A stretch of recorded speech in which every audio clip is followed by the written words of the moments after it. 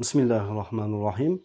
Xalqimizda suv har narsani poklaydi degan bir ibora yuradi.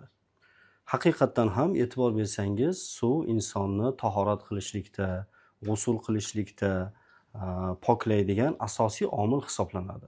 Ana shu poklaydigan narsa bizni hayotimiz uchun eng muhim ozuqalarni birlamchisi havo bo'lsa, ikkinchisi suv hisoblanadi.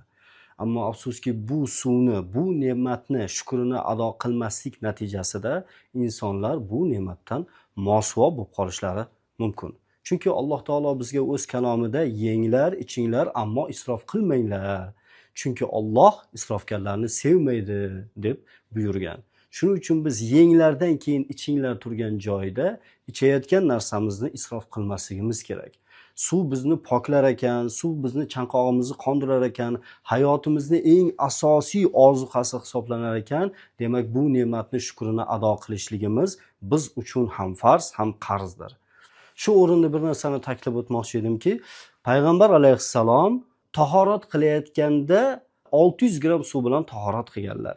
2,5 litr suv bilan g'usul qilganlar. Bu kitoblarda keladi. Mana shundan ham bilsak bo'ladiki, demak biz suvni isrof qilib, hattoki dushda, hammomda ham suvni oxirigacha ochib qo'yib, bemalol obdon o'zimizni 20 martalab sovunlab shampunlashimiz mumkin emas ekan. Suvni isrof qilishdan ehtiyot bo'laylik. Farzandlarimiz ham mana shunday ne'matdan bahra olishiga hissa qo'shaylik.